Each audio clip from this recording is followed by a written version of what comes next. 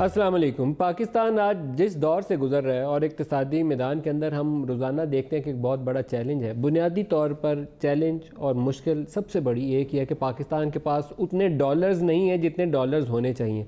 वो हम मुश्किल टर्म्स भी यहाँ से बोलते हैं कि बैलेंस ऑफ पेमेंट्स का डेफिसिट है, हमें इंटरनेशनल डेट जो है कर्ज़ा पाकिस्तान के ऊपर बहुत बढ़ गया है, हमें कभी IMF के पास जाना पड़ता है, कभी सऊदी अरब और कभी चाइना के पास जाते हैं। अगर हमारी बरामदात जो हैं एक्सपोर्ट्स हैं जो पाकिस्तान से, उसमें बहुत ज़्यादा इजाफा होता तो शायद हमें ये दिन ना देखना पड़ता। अभी हम 20 अरब डॉलर एक्सपोर्ट्स करते हैं दुनिया में, 60 अरब डॉलर इंपोर्ट कर लेते हैं और ये 40 अरब डॉलर पूरा करने के लिए हमारी रिमिटेंसेस भी लग जाती हैं। हम जो दुनिया से बोरो करते हैं वो पैसा भी इसमें घुस जाता है और भी किसी ज़राए से जो पैसा आता है ये मल्टीलैटरल एजेंसी से, और ये जो हम पेपर्स सेल करते हैं, अपना बॉन्ड सेल करते हैं, उससे भी वो सारा ये तजारती खसारा पूरा करने में ही चला जाता है। बरामदात बढ़ती नहीं है।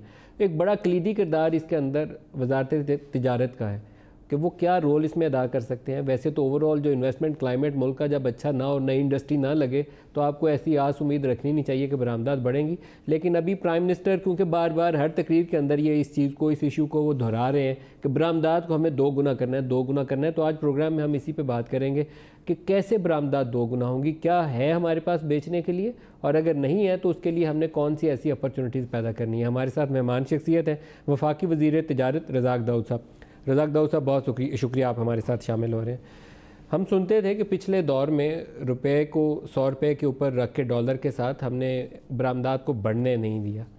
अब 100 से 140 पे आ गया, बरामदात फिर भी नहीं बढ़ी, क्या हुआ? वो नहीं, I think it's a little too early. इतना जल्दी तो एक्सपोर्ट्स तो नहीं बढ़ेंगे। वो तो अभी रुपए टूटा है, टाइम तो लगेगा।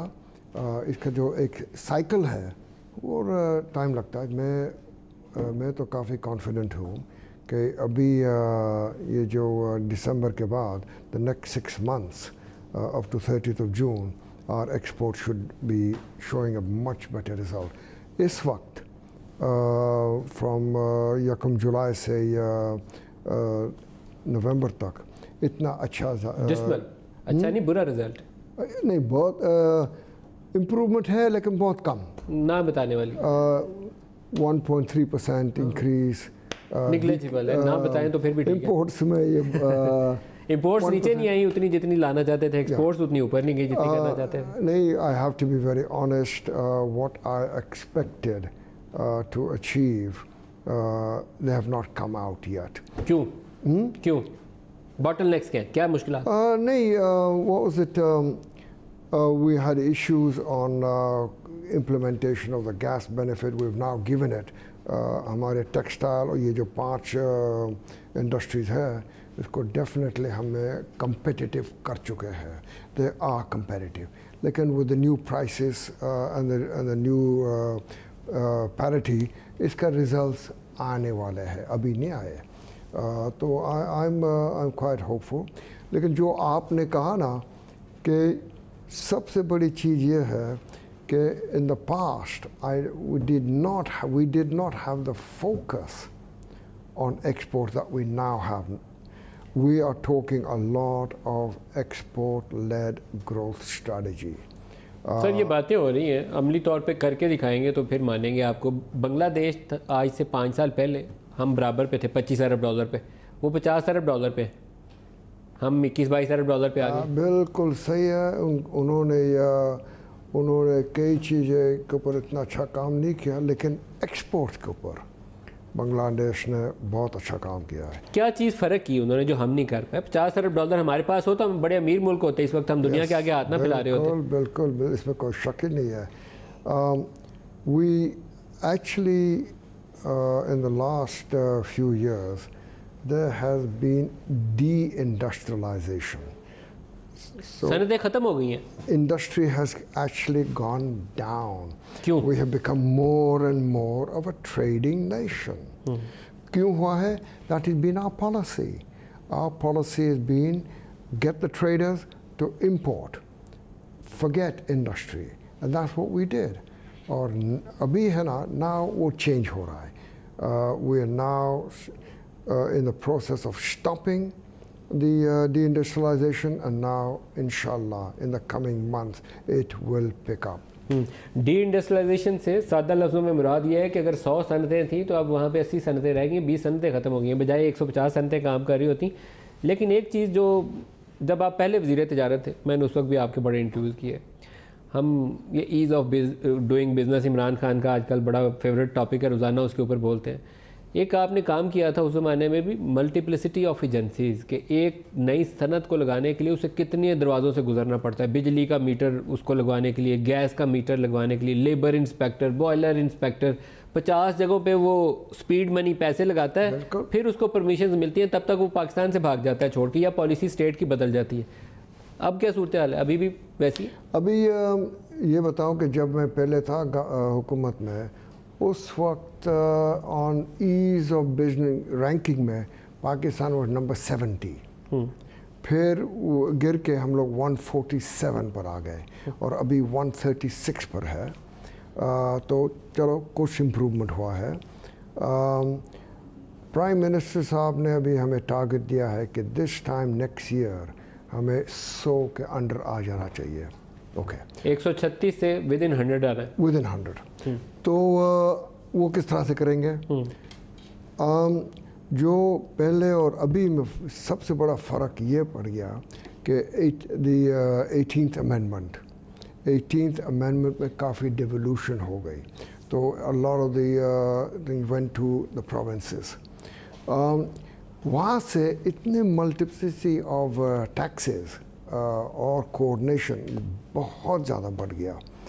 तो we now working on this and in the BOI हम लोगों ने एक लिस्ट बना दी है, कितने छोटे से छोटे ऑल द पॉइंट्स के और पता नहीं कई है, और उसको हम लोग अभी प्लान कर रहे हैं कि इसको क्लब कर दें। तो एक चीज़ है कि रजिस्टर करना, दूसरी चीज़ है रेगुलेटर करना। हमारे पास EOBI रेगुलेटर बन गया, हमारे पास फैक्ट्री इंस्पेक्टर एक किस्म का रेगुलेटर बन गया। वो सब जाते हैं और हर हमारे बिजनेसमैन ख़ास तौर पर SMEs को बहुत तंग करते हैं। तो ना आज भी हमारी मीटिंग हुई थी कि किस तरह से इसको क्लब करें और ईज़ ऑफ डूइंग बिजनेस में जितने भी ये प्रोविंशियल्स के हैं वो एक दफ़ा कलेक्ट करें और द FBR उनको एलोकेट कर देंगे कि ये आपका है, ये आपका है, ये आपका है। तो ये सारे सूबों के बिहाफ के ऊपर जितनी कलेक्शंस हैं वो FBR को इख्तियार दिया जाए कि FBR इकट्ठा करें और उनको डिवॉल्व कर दें। के साथ कोऑर्डिनेशन एक नया सॉफ्टवेयर लेके आए हैं।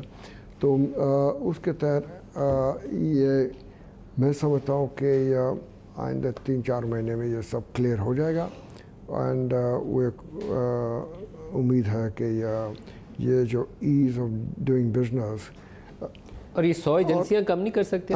100 एजेंसियाँ कम नहीं कर सकते? नहीं, हर एक परमिशन लेने के लिए कोऑर्डिनेशन की बहुत सख्त ज़रूरत है। और आपको पता है पाकिस्तान में coordination is not our core competence. So हम ऐसी वो तमाम विंडोज़ खोलते हैं जहाँ से मसाइल पैदा हो सकें, वो विंडो नहीं खोलते जहाँ से आसानी पैदा हो जाए। बिल्कुल, तो वो आस्ते आस्ते इसको बंद करेंगे और एक कलेक्शन हो। अभी सोच रहे हैं कि ये कलेक्शन एक ही दफ़ा होना चाहिए साल में कि 2 मरतबा होना चाहिए, लेकिन हो जाए तो then our ease of doing business कम हो जाएगा। इसलिए एक और चीज़ है, कई कैटेगरीज़ है और कई कैटेगरीज़ में हम लोग ने इम्प्रूव कर चुके हैं, अच्छी बात है। Registration of the company etcetera बहुत अच्छा काम हुआ है, लेकिन collection of taxes and duties वो सबसे मुश्किल है। Our ranking on that on tax collection is 174, तो वहाँ तो हमें काफ़ी इम्प्रूवमेंट, नीचे से पहले नंबर पर होंगे। बिल्कुल। तो एक चीज़ और आपसे जान लें थोड़ा सा, ये जो बायलैटरल आपकी गवर्नमेंट आने के बाद पेशरफ्त हुई, कुछ तो ममालिक से हमारे ताल्लुकात काफ़ी सर्द मोहरी का शिकार थे। सऊदी अरेबिया से UAE बड़ा खफा बैठा हुआ था। चाइना की तरफ भी अभी आता हूँ, CPEC का वो तो एक बड़ा major initiative. Saudi oil facility वो एक काफ़ी बड़ी ब्रीथिंग स्पेस हमें मिली थी 98 के न्यूक्लियर टेस्ट के बाद। थोड़ी सी जान हमारी बच गई थी। अभी आप लोगों ने दोबारा $3 अरब सालाना के ऊपर जाके वो फैसिलिटी ली है, शुरू हो गया वो ऑयल मिलना फॉर्मली? नहीं, इट इज स्टार्टेड, और जहाँ तक सऊदी ऑयल फैसिलिटी शुरू हो गई। बैलेंस ऑफ पेमेंट का है ना, वो तो 2 बिलियन आ चुके हैं। 2 बिलियन आया, $1 अरब अभी आना है। एक आने वाला है। वो कब तक आएगा? Next 30 days. Next 30 days, yes. और ये जो सऊदी ऑयल फैसिलिटी है, इसका क्या मैकेनिज्म? वो mechanism is being worked out now, और बिकॉज इसमें टेक्स टाइम को कब से ये शुरू करना है, तो मैं समझता हूँ कि वो जब शुरू हो जाएगा तो हमारे पर फॉरेन करेंसी का प्रेशर कम होगा। हम जो अभी सऊदी अरेबिया से ऑयल की फर्दर परचेजेस, न्यू परचेजेस कर रहे हैं, उसके एवज उन्हें पैसे दे रहे हैं या उसको अभी रोक रहे हैं? नहीं, वो दे रहे हैं। और लेकिन Saudi Arabia is not our biggest, we don't supplier. UAE is a big supplier. तो but you are also expecting a similar facility from UAE? तो UAE में जब शुरू हो जाएगा ना, फिर सही मानों में बेनिफिट मिलेगी हमें। पहले सऊदी को डिस्कस कर लें। सऊदी ऑयल फैसिलिटी कब से शुरू होगी? कब से हम ऑयल लेंगे और पैसे 1 साल बाद देंगे? वो कब से दिन आएगा? अल्लाह करे, ये तो मिनिस्ट्री ऑफ पेट्रोलियम की जिम्मेवारी है। उम्मीद है कि जनवरी फरवरी में शुरू हो जाएगा। हमने सऊदीज़ के साथ ये भी डिस्कस किया हुआ है कि हमने उनको कुछ पावर प्लांट्स देने हैं। उन्होंने ऑयल रिफाइनरी यहाँ कराची के करीब एक काफ़ी $7-8 अरब की ऑयल रिफाइनरी भी लगानी है। फिर हमने वो हवेली बहादुर और वो पावर प्लांट्स थे, वो उनको बेचने हैं। उसके ऊपर भी काम हो रहा है? काम बिल्कुल हो रहा है। जहाँ तक ऑयल रिफाइनरी का है, उनके साथ MOU हो गया है। फिर इंशाल्लाह उन्होंने अपने प्लानिंग शुरू करेंगे। जहाँ तक हमारा ख्याल है, we are ready, they can come forward. कितनी बड़ी रिफाइनरी होगी वो? This will be a very large one. I think it will be 250,000 barrels, 300,000 barrels, so it's a large one. 2.5 lakh से 3 लाख बैरल्स पर डे की कैपेसिटी होगी, जो हमारी existing oil refineries है वो एक तरफ, और ये अकेली उसके बराबर है। एंड इसी हमारे लिए प्रॉब्लम क्या है, we import crude but we also import refined products. तो इसका मतलब ये हुआ ना कि हमारे रिफाइनिंग की कैपेसिटी मुल्क में कम है। तो ये इसकी साइज़ की रिफाइनरी लग जाए तो वी शुड बी। तो सऊदीज़ का इरादा क्या, कहाँ लगाना चाहते हैं? एक तो उनका ये है रिफाइनरी का। फिर उन्होंने कहा कि they are interested in the ये जो 2 पावर प्लांट्स है जिसने आपने भी हवेली बहादुर है, और दूसरा ये जो अभी चाइना के साथ हमने लगाया कोल वाला। तीसरी थर्ड एरिया है उनका, तीसरा एरिया है रिन्यूएबल एनर्जी। उनको they are interested in putting renewable in Balochistan. Renewable में क्या लगाना चाहते हैं वो? विंड में। तो वहाँ हमने कोई साइट आइडेंटिफाई की है? नहीं, आइडेंटिफाई नहीं किया। वी आर नाउ वेटिंग कि ये जो 3 पार्ट्स है उनका एनर्जी मिनिस्टर यहाँ आने वाला है, और उसके बाद इंशाल्लाह इसको आगे बढ़ाएंगे। तो तवक्को रखें कि अगले साल बलूचिस्तान में भी विंड मिल्स की वो लंबी लाइनें हमें नज़र आएंगी, वो यूरोप की तरह वो अल्लाह करे इस तरह से हो जाए। यूनाइटेड अरब एमिरेट्स की तरफ आते हैं। UAE वाले हमसे खफा हो गए थे जिस ज़माने में ये सऊदी डिफेंस अलायंस बन रहा था, तो सऊदी भी पीछे हट गए, ठंडे पड़ गए। UAE वाले भी खफा हो गए। अब बड़ी गर्म जोशी दिखाई है उन्होंने, और वो सुनने में ये आया सफारती हल्कों से, डिप्लोमेट से, कि जो UAE है तकरीबन उतना ही पाकिस्तान को ये फैसिलिटी देगा जितना हमने सऊदी अरब से ली है। इन्वेस्ट भी करेगा, ऑयल भी देगा। बिल्कुल ऐसे ही है। बिल्कुल। वो जो नाराज़ी थी ना, वो ख़त्म हो गई। बिल्कुल दोस्ती पक्की हो गई। बिल्कुल नो इश्यू, बिल्कुल सही हो गया है। और UAE से हम कितना ऑयल ले रहे हैं? ऑयल कितना भी ले रहे हैं, कितना इंपोर्ट करते हैं UAE से? I would not know exactly what the figures are, but I do know that they are we are there, we import a lot from them, probably the highest. $6-7 अरब per annum. So it's a good supply। और दोनों countries, Saudi Arabia or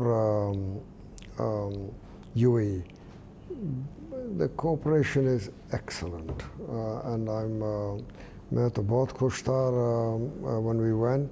They were very very responsive और I'm absolutely confident that ये वो चल पड़ेगा सही मानो। तो यूएई से भी $6 अरब या जितना भी है वो सालाना हमें ऑयल डिफरेंट जितना देंगे देखना अभी एग्जैक्टली पता नहीं है कि हम लोग ने उनको जो हमारा एग्रीमेंट था विद द सऊदीज वो उनको बता दिया है कि ये है 3 and 3. 3 and 3. Yeah. So you are expecting similar terms from UAE as well? I don't know.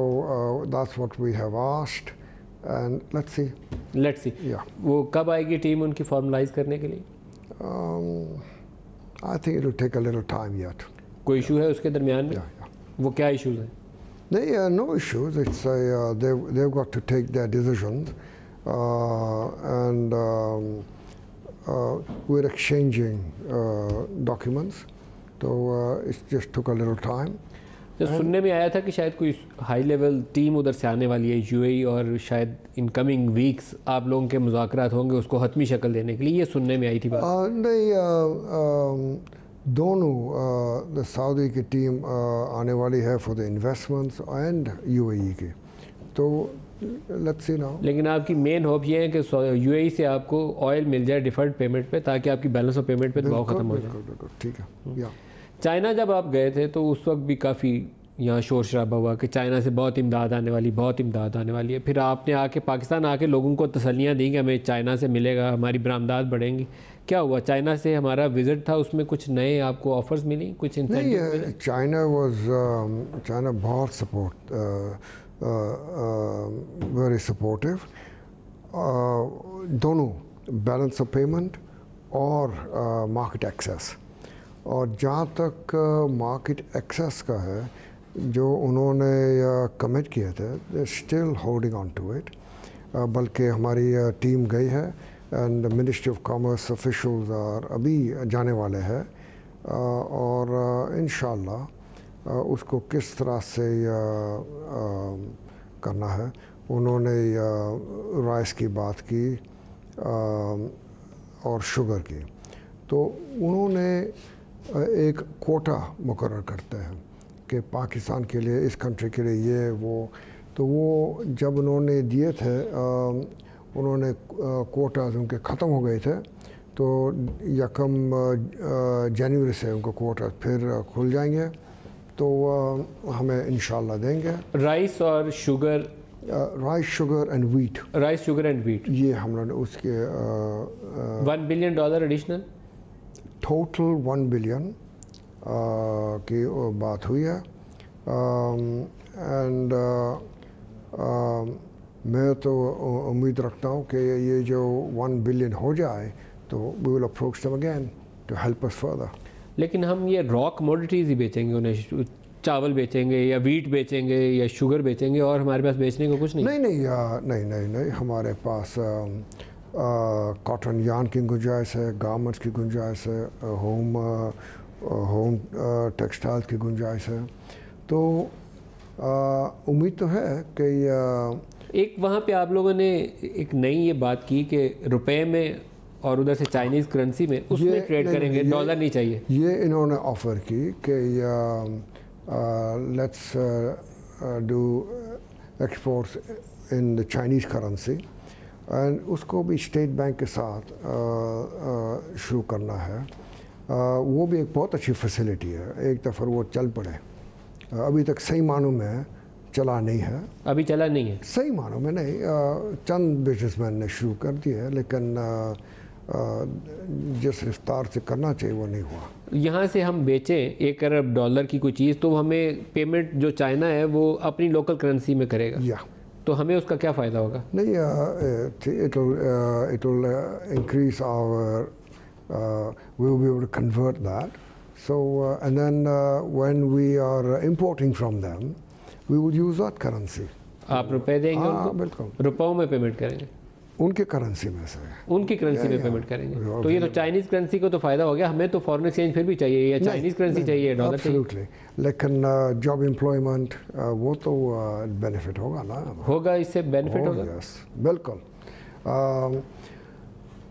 मिसाल के तौर पर if we can get $200-300 million export from textiles.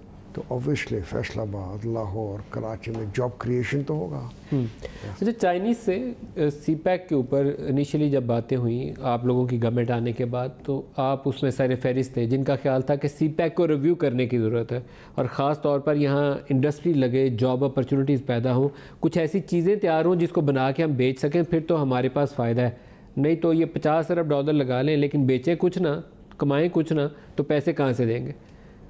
पहली बात तो ये है कि सीपैक जो शुरू में सीपैक का जो कंसंट्रेशन था ना, वो था on infrastructure and power, and वो एक लिहाज से अच्छी बात थी कि ये हमें उस वक्त पावर की बहुत शॉर्टेज थी। अभी इन्वेस्टमेंट्स हो चुका है, पावर प्लांट्स लग चुके हैं और पावर की सिचुएशन पहले से बहुत इम्प्रूव हो गई है। पावर में जो मसले हैं अभी पावर जनरेशन के मसले नहीं है, वो है ट्रांसमिशन और डिस्ट्रीब्यूशन। वो भी इंशाल्लाह अगले 12 महीने में वो भी ठीक हो जाएगा। तो what I was saying कि now we have to turn the direction of CPEC into industrial agriculture. That is where we've got to turn it. Projects तो हो चुके हैं, and that is exactly what we're doing. इस वक्त हमारा minister of planning और BOI chairman Beijing में है, just following, taking the discussions on industry further कि इसको किस तरह से आगे ले जाए। तो क्या तवक्को है आपकी? ये हम सोचते थे कि ये रशा कई में एक्सपोर्ट प्रोसेसिंग जोन आप लोगों ने एक बनाना था, वहाँ चाइनीज़ ने आके इन्वेस्ट करना था, क्या हुआ? वो आएंगे। कब आएंगे? देखो these things take time. वो तो उनको दे दिया है, रशा कई उनको दे दिया। और वहाँ क्या लगाएंगे, कौन सी इंडस्ट्री लगाएंगे? कौन सी इंडस्ट्री लगाएंगे वहाँ पे? वो I can't say any particular industry. That is we've given it to them and they will now develop it. पहले जो बात हो रही थी ना कि we will give them 9 special economic zones. 9 तो बहुत ज़्यादा है. We don't have the managerial capability to implement that. So I'm going to look at it in a different way. लेकिन ये जो स्पेशल इकोनॉमिक जोन है उनको सारा डेवलप करना, लैंड ले लेना, डेवलप करे और बनाए, वो तो टाइम तो लगेगा। तो इन द मीन टाइम कोई बड़ी इंडस्ट्री आती है, then we can say okay for that industry it will be deemed to be in the special economic zone and we can give them the benefit. तो कम से कम गाड़ी तो चले। जो भी इंडस्ट्री चाइना से पाकिस्तान आएगी तो आप उसको वही बेनिफिट्स देंगे जो स्पेशल इकोनॉमिक जोन के benefits? No selected. It is not. It is if it is a big investment. अगर बड़ी इन्वेस्टमेंट हो तो फिर देंगे। Yes, then we give it to them. तो कोई ऐसी चाइना एक और चीज़ है कि देखो हमारे पास मिनिस्ट्री ऑफ टेक्सटाइल के पास गारमेंट सिटी का एक प्लॉट है। So we're thinking that okay, if the Chinese investors in the garment business want to set up joint ventures or on their own in the garment city, we'll move forward. बात की आपने उनसे, क्या response था उनका? Yes. ये कहाँ पर है ये जो जगह गारमेंट? कराची में। तो उनका क्या रिस्पांस है उस पर? शुरू हो गया है ना, we were talking about it कि इसको आप लोग आ जाओ and now you can start developing it. तो जो इन्वेस्टमेंट है ग्रीन फील्ड प्रोजेक्ट्स के अंदर, नई इंडस्ट्री लगे, यहाँ कोई 50,000 लाख जॉब्स क्रिएट हो इंडस्ट्री की वजह से, वो कब तक तो है कि वो दिन आएगा? जो सबसे ज़्यादा जॉब क्रिएशन में is the garment industry and that is what we are trying to do and many Chinese industries उन्होंने इंटरेस्ट शो किया है कि हम लोग गारमेंट्स में आने के लिए तैयार हैं Now to get this thing realized, it will take a few months. In the coming months, they will start bringing them into Pakistan. एक और अलमिया है कि हम कॉटन प्रोड्यूस करते हैं, लेकिन अगर बड़ी रिफाइंड कॉटन चाहिए हो, कंटेमिनेशन ना हो, जिसके अंदर वाइट शर्ट्स तैयार करनी है बड़ी आला किस्म की दुनिया में भेजने के लिए, उसके लिए हम कॉटन बाहर से मंगवाते हैं। अपनी कॉटन इस काम की नहीं है, तो हम कर क्या रहे हैं इस मुल्क के साथ? ज़्यादती नहीं कर रहे? बिल्कुल। ये जो आपने बात की ना कॉटन के बारे में, मैं तो जब मैं पहले दफ़ा गवर्नमेंट में था, हम लोगों ने काफ़ी काम किए ऑन कंटामिनेशन फ्री कॉटन और काफ़ी हद तक इम्प्रूवमेंट आ चुकी, लेकिन वो आस्ते आस्ते आस्ते वो बैठ गया। हमारे कॉटन का प्रोडक्शन कम हो गया और इस साल हमारे पास 5 मिलियन बेल्स की शॉर्टेज हो गई। तो ज़ाहिर हम लोग इंपोर्ट करेंगे। क्या वजह था, क्यों ये हुआ? सबसे बड़ा बात सीड। हमें सीड की क्वालिटी है ना, वो बिल्कुल ख़राब कर चुके हैं। लोकल सीड को तो डेवलप नहीं किया, बाहर से जो सीड आया उसमें काम सही नहीं हुआ, तो सीड की वजह से हमारा प्रोडक्शन कम हुआ। कंटामिनेशन के ऊपर हम लोगों ने तवज्जो बिल्कुल नहीं दी और अभी हम लोग ने दोबारा शुरू किया है कि कम से कम एक तो कंटामिनेशन ठीक करो और now we are working on improving our seed. उस दिस एरिया में बड़े टफ डिसीजंस लेने पड़ेंगे, कुछ हर किस्म के लोग आ गए हैं, इसको सॉर्ट आउट करना पड़ेगा and bring private sector has now got in to develop. और मैं उनके साथ मेरी बड़ी अच्छी मीटिंग हुई कि किस तरह से हम लोगों ने सीड को इम्प्रूव करना है। सीड से प्रोडक्टिविटी बढ़ेगी, सबसे बड़ी चीज़ है। सो and then follow that up with contamination free. I am not happy with the situation in that. और तीसरी चीज़ ये है जिनिंग फैक्ट्रीज़। जिनिंग फैक्ट्रीज़ है ना, वो सारे आउटडेटेड है। तो वो ये 1980 की इन्वेस्टमेंट हुई है, 80s की इन्वेस्टमेंट हुई है जिनिंग में, उसके बाद हमने उसको इन्वेस्ट ही नहीं किया। नहीं, आप कहते हो 80s के, मैं कहता हूँ 60s और 70s की। तो वो एक प्रोग्राम चलाया करते थे हम किसी ज़माने में 10-12 साल के बाद, वो balancing modernization and replacement, BMR, उनको अपग्रेड करते थे, उनको नई इन्वेस्टमेंट लाओ यार, इसको पुरानी मशीनरी फेंको, अब नई डालो। तो कुछ ऐसा करें, उनकी कैपेसिटी बढ़ाएं। It's got to be more than BMR. ये BMR की बात नहीं है। This is bringing in new investment. उसको उठा के फेंकना पड़ेगा, स्क्रैप करना पड़ेगा। Larger ginning factories. हमारे पास सब छोटे, और ये इंडस्ट्री नहीं है अनफॉर्चुनेटली, ये एक ट्रेडिंग है। इसको इंडस्ट्री बनाना है। तो obviously and I'm ready to give them incentives.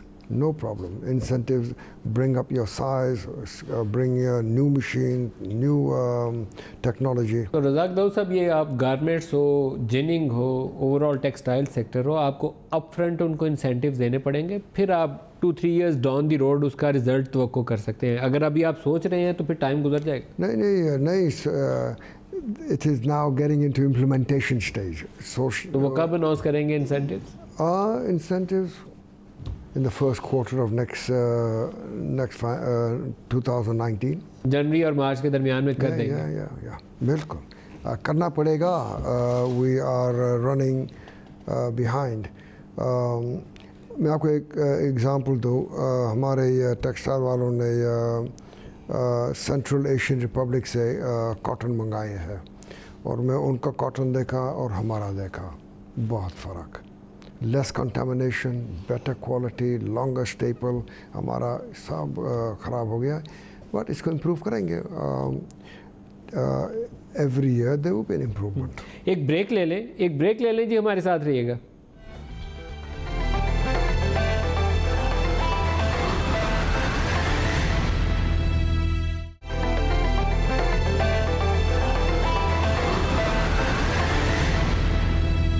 Programme में दोबारा खुश आमदीद कहते हैं। रज़ाक दाऊद साहब हमारे साथ हैं और पाकिस्तान की तिजारत में, एक्सपोर्ट्स में क्या मुश्किलात हैं उसके ऊपर बात कर रहे हैं। रज़ाक दाऊद साहब, घूम फिर के हमारी पूरी जो एक्सपोर्ट्स हैं टेक्सटाइल के ऊपर ही हैं। कॉटन चाहिए हमें, जिनिंग ठीक करनी है, गारमेंट्स ठीक करनी है, कुछ और भी हम दुनिया को एक्सपोर्ट कर सकते हैं या नहीं कर सकते? नहीं, देखो एक चीज़ है कि if we want to go and get our exports from where it is now 25 billion को ले जाना है to 40 billion, 60 billion, 100 billion, textiles हमें वहाँ नहीं ले जा सकेगा। We have to bring in engineering, IT, chemicals, agro business, fruits and vegetables. इसलिए तो we are spending a lot of time on the engineering side. Engineering में मेरी चंद दिन पहले बातचीत हुई on white goods कि हमारे रेफ्रिजरेटर्स, वॉशिंग मशीन्स, उसको किस तरह से हम लोग एक्सपोर्ट कर सकें। बहुत अच्छी मीटिंग हुई और इंशाल्लाह एक I'm going to take it to the government, get it approved by the inshallah by the end of January. तो हमारा एक्सपोर्ट्स ऑफ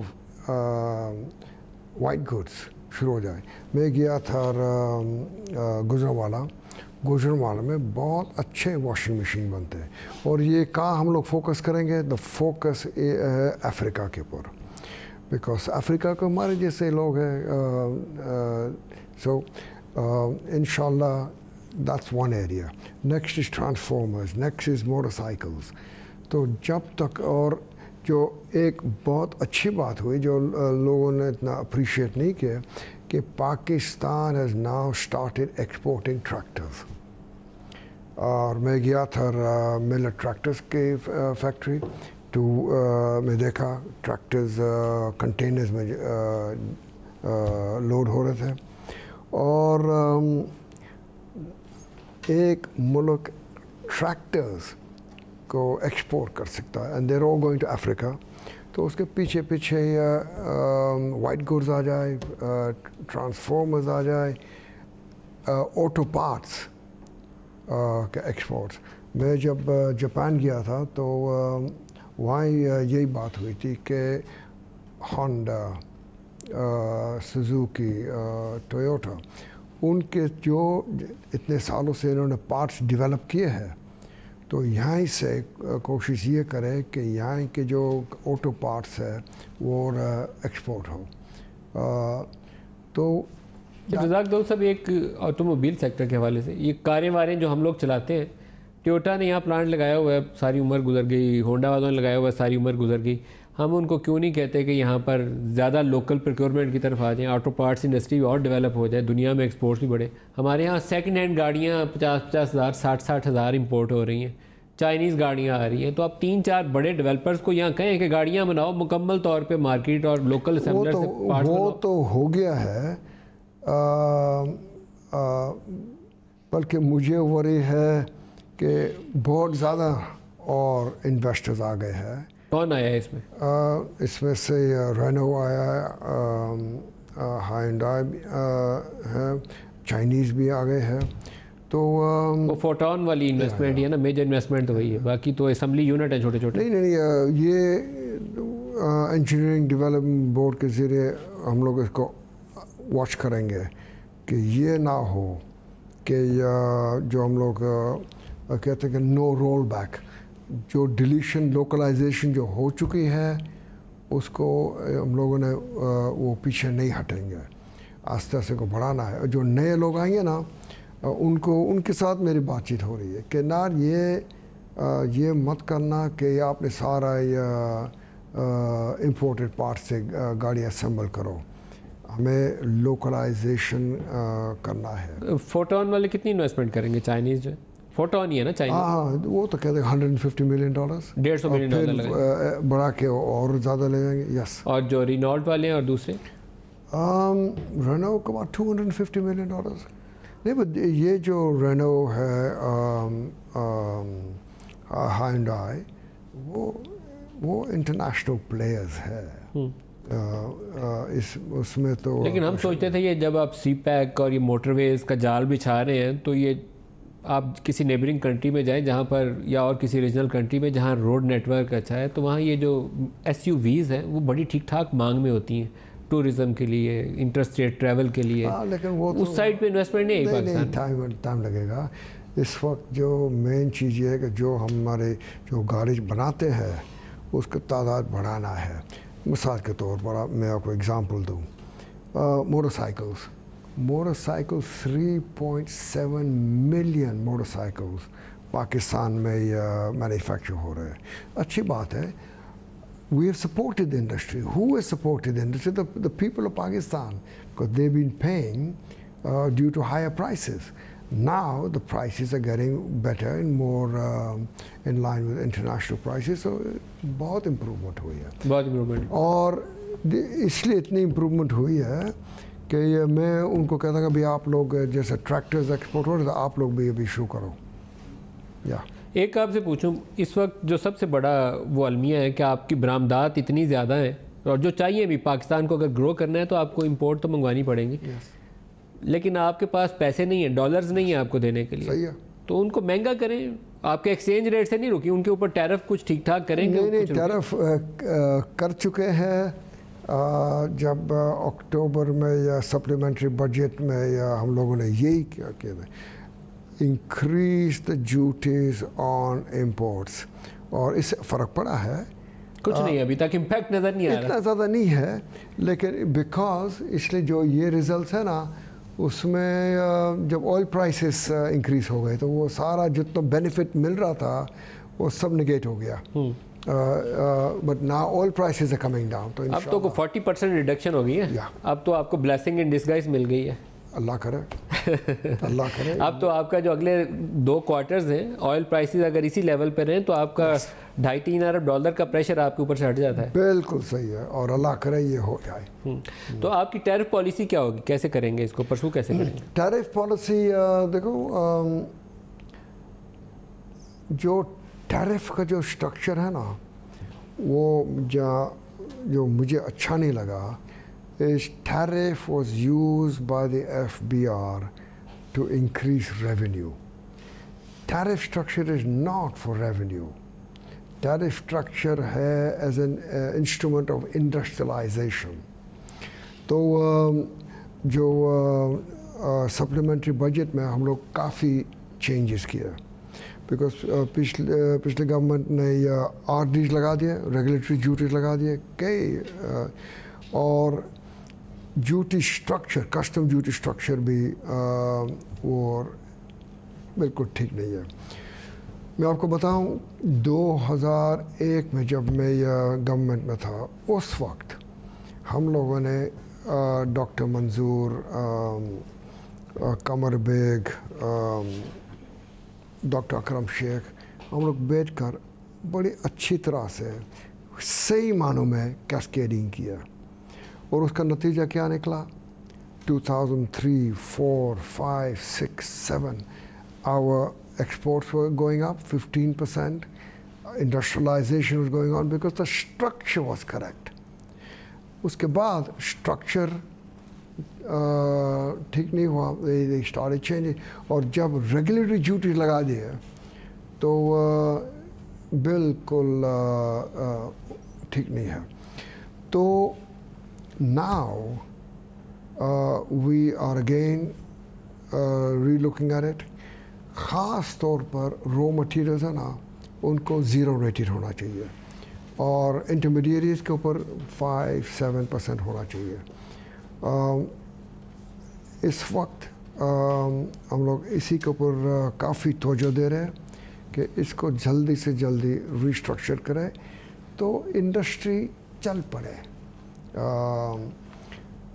मेरा दिली ख्वाहिश ये है कि बाय जून तक एक बिल्कुल सही मानों में एक टैरिफ पॉलिसी बन जाए।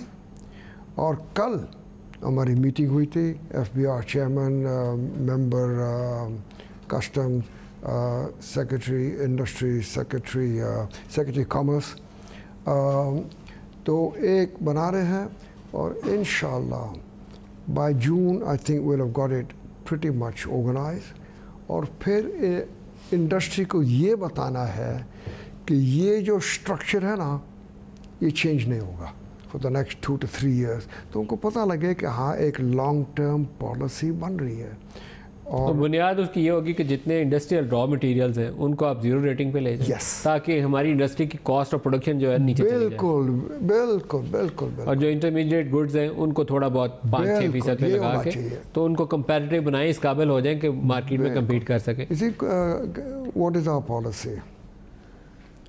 Our policy is, like in the case of motorcycles, they have reached a critical mass, so they can now export. Other industries, import substitution के जरिए उनको पैदावार बढ़ाना है, so they can reach critical mass. एक critical mass हो गए तो become competitive. कंपेटिटिव हो गए तो वो एक्सपोर्ट शुरू कर देंगे। अभी आप 20-21 अरब 22 अरब डॉलर की बरामदात और 20-21 अरब डॉलर की आपकी रिमिटेंसेज हैं ओवरसीज़ वर्कर्स की, तो मुझे लगता है कि आपको ओवरसीज़ वर्कर्स को ज़्यादा पैसे दे दें, वो आपको 30-35 अरब डॉलर वही दे देंगे, एक्सपोर्ट नहीं आपकी बढ़ रही। सही है। They are a very big, we are looking into that too. How can we give them direct incentive? Yes yes, वो 20 से 30-35 अरब डॉलर पे ले जाएंगे अगले साल 2 साल में। बिल्कुल, we're looking into that. तो उसमें कोई प्रपोजल, ऐसी स्पेसिफिक प्रपोजल जहन में है? स्पेसिफिक प्रपोजल नहीं है। This will be done by the ministry of finance, लेकिन इट इज़ बीइंग डिस्कस्ड। क्योंकि जो बैलेंस ऑफ पेमेंट्स का इस वक्त क्राइसिस है उससे निकलने का मुझे लगता है ये एक अच्छा रास्ता है। वो पाकिस्तानी जो साल से बाहर बैठे हैं वो अपने मुल्क में पैसा भी भेजेंगे, उनको इंसेंटिवाइज कर दें, वो हर डॉलर जो भेजता है उसके ऊपर उसको ₹2 दे दें, बैंक को फैसिलिटेट कर दें, तो हम दुनिया सारी के आगे हाथ भी तो फैला रहे हैं, इंटरेस्ट रेट भी दे रहे हैं, तो पैसा इस चैनल से आना शुरू हो जाएगा। और एक और चीज़ है कि हमारा एक्सपोर्ट्स का प्रॉब्लम है कि एक्सपोर्टर्स का रिफंड नहीं मिल रहा। कितने पैसे हैं जो FBR वाले दबा के बैठे हुए? Hundreds of billions of? Yes yes yes, 134 billion ऐसा कुछ काफ़ी है। और I think the finance ministry, we just had a meeting even today and yesterday, and एक plan बन रहा है that we will be able to clear most of the thing. हम अपने आप को धोखा दे के खुश होते हैं।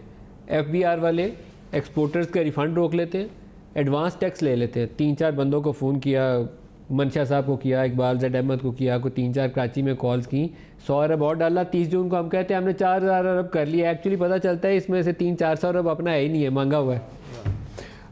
बट इसमें कोई शक नहीं है कि ये जो एक्सपोर्टर्स का फंड रखना, it has hurt our exports. It's a very large number, 134 billion rupees. नवंबर के महीने में आपकी बरामदात को क्या होगा? मैं सोचता था नवंबर में ₹140 पे आ गया, अब तो जंप लगेगा। दुबई में पैसे रोक लिए इन्होंने, आपके एक्सपोर्टर्स ने पैसा दुबई में रख लिया। नहीं नहीं नहीं, ये नहीं है, ये इट इज़ टू अर्ली, इतना जल्दी नहीं हो सकता। सर वो एंटीसिपेशन में कि रुपया गिर रहा है तो वो उन्होंने अपनी, मुझे लगता है वो रोक लिए पैसे पाकिस्तान। नहीं बिल्कुल, वो लोग ये सोचेंगे ना कि या मैं इस तरह से कर दूं और मेरे पैसे आ जाएंगे और मेरे रिफंड फंस जाएंगे। तो ये भी चक्कर है, ये भी है ना। तो नाउ इंशाल्लाह you see the difference in the coming months. अच्छा, मुझे आपकी एक पॉलिसी के ऊपर लगा कि आप लोगों ने बहुत कमज़ोरी दिखाई है। एक तो जिस तरीके से आपने एक्सचेंज रेट की मैनेजमेंट की उसमें मुझे महारत नज़र नहीं आई, एक्सपर्टीज़ नज़र नहीं आई, पैनिक था। आप 132 से 145 पे गए, 145 to $1, then you came back to 137 to $1, again no 138 139 to $1। आपका क्या लेवल है जो आपने अटेन करना है? If it is 140 do it and let's maintain that. उसको रोज़ झटके मारते हैं, 3-4 ऊपर 3-4 नीचे, दिस इज़ नॉट गुड। देखो, this is has to be managed by the state bank. अगर उनकी कैपेसिटी नहीं है तो उनको कैपेसिटी ठीक करें, ये तो एक्सक्यूज़ नहीं है। ये नहीं, it is in their domain. And हाँ, काफ़ी लोगों ने क्रिटिसाइज़ किया कि volatility is very bad for market for exporters, सब ने एक्सपोर्टर्स ने अपने पैसे रोके होंगे बाहर। मैं पक्का आपको कह रहा हूँ एक्सपोर्टर्स ने पैसा रोका होगा, क्योंकि जब उसको नज़र आ रहा है कि 145 टू $1 गया, वो सोचेगा कल तो 150 पे जाएगा। हाँ, बट अभी मेरे ख्याल अभी स्टेबलाइज हो गया है। तो यू थिंक कि ये यहाँ स्टेबल रहेगा 140 टू $1? इंशाल्लाह। Is it a good level? I am not an economist, तो ये मैं जवाब नहीं दे सकता कि ये एग्जैक्टली क्या होना चाहिए। लेकिन बरामदात के हवाले से कंपैरेटिव है कि नहीं है? लेकिन ये 139, 38, 40 पर स्टेबलाइज हो जाए तो बहुत अच्छी बात है। यहाँ पे स्टेबल हो जाना चाहिए। ये जो बैंड है 139, 40, इसको आप क्रॉस नहीं करना चाहिए। आपने बहुत कर लिया है, नहीं तो आप कॉस्ट ही आएगी, फ़ायदा नहीं मिलेगा। और दूसरा आपकी इंटरेस्ट रेट पॉलिसी है जो मुझे ठीक नहीं लगी। इंटरेस्ट रेट, सेंट्रल बैंक की पॉलिसी रेट आपने बहुत तेज़ी से बहुत ऊपर चले गए। पता नहीं उसमें क्या फ़ायदा होगा, इन्फ्लेशन ज़रूर ऊपर जाएगी। देखो what was it, historically when we look at our exchange rate, we have lived for too long on a overvalued currency. Yeah. And our interest rates went down. Economists say to us कि नहीं इतना बहुत ज़्यादा कम हो गया था, businessman का तो बहुत फ़ायदा हुआ with low interest rate. But now अब आपको पता प्रॉब्लम क्या है? आपने पॉलिसी रेट इतना बढ़ा दिया है, आपके ट्रेजरी बिल्स और जो आपके बॉन्ड्स हैं सेंट्रल बैंक के, वो यहाँ पे बिक रहे हैं। बिल्कुल, सारा पैसा लोग उधर डालेंगे, उसे क्या जरूरत है इन्वेस्ट करके रिस्क ले? गारंटीड रिटर्न लेनी है तो सेंट्रल बैंक के पेपर्स खरीदो। बिल्कुल, तो बिल्कुल ये आपने एक बेसिकली उसके अंदर कैच है जिसमें आप पकड़े गए हैं। यस, तो you have to correct this structure as well. बिल्कुल, और bankers obviously will lend money to central bank, guaranteed return, no risk. No risk, बिल्कुल सही है। तो अभी इस पे गौर नहीं किया कि ये ऐसा क्यों कर दिया आपने, रातों रात इतना ऊपर ले गए? Let's get out of our difficulties a little bit and then we will have some room. This is another difficulty for you in the coming months and years. Yes. आप 12-14% पे पेपर बेचे तो उसको देना भी तो है ना, बजट पे कॉस्ट भी आती है उसकी। बिल्कुल, तो आपको कुछ बैठ के मेरे ख्याल में ब्रेनस्टॉर्मिंग करने की ज़रूरत है कि करेक्ट मॉडल है क्या। लास्ट बिल्कुल एंड के ऊपर आ गया, आखिरी सवाल, कुछ ऐसा नंबर बताएंगे कि इस साल बरामदात की क्या तवक्को है, एक्सपोर्ट्स कितनी हो सकती हैं और अगले साल को कितना टारगेट करेंगे? ये मैं कह सकता हूँ कि इंशाल्लाह इस साल we will break the record that we will have our exports more than 25 billion. So at best we are going to cross 25 billion, which we achieved in 2013. तो at best हम 25 अरब डॉलर कर लेंगे। नहीं, इससे ऊपर जाएंगे। इससे ऊपर चले जाएंगे। कितना ऊपर? Like give me a target. Maybe 26 billion. Maybe 26 billion. So that's the best we can achieve. It all depends on how we can do our market access with China, with Malaysia, with Indonesia. हमें और मज़ीद market access दे दिया है। किस में क्या बेचेंगे हम उन्हें? वहाँ उन्होंने 20 आइटम्स में हमें ड्यूटी फ्री एक्सेस दे दिया। इंडोनेशिया ने 20 आइटम्स में हमें ड्यूटी फ्री एक्सेस दिया। उसमें मेजर आइटम्स क्या है? Denims is a very big item. Denim जाएगी, mainly textiles, mainly textile items है। तो वहाँ आपको कुछ 200-400 मिलियन डॉलर इजाफी मिल सकता है। Yes, for sure. It was very it was started in the previous government. They started the discussions and now we have been able to wrap it up. Formalize हो गया agreement. Formalize हो गया। Next year का 2019-20 export target, क्योंकि अब आपने सारा कुछ कर लिया, एक्सचेंज रेट भी कर लिया, टैरिफ वैरिफ आप ठीक कर लेंगे, उसके लिए कितना को 35 अरब डॉलर का रखेंगे टारगेट एक्सपोर्ट का? 35 बिलियन डॉलर। 35? या why not? Let's see how the next 6 months goes. ये जो डिवैल्यूएशन का इम्पैक्ट, अगर मार्केट एक्सेस का क्या इम्पैक्ट है, लेट्स सी। आपको इस साल को 28 बिलियन डॉलर्स मिनिमम टच करना चाहिए इतनी डिवैल्यूएशन के बाद, नहीं तो डिवैल्यूएशन का कोई फ़ायदा नहीं है। Let's see. बहुत शुक्रिया रज़ाक दाऊद साहब, कॉमर्स मिनिस्टर, आज के प्रोग्राम में आप हमारे साथ रहे। आज के लिए इतना ही, इजाज़त दीजिए, खुदा हाफिज़।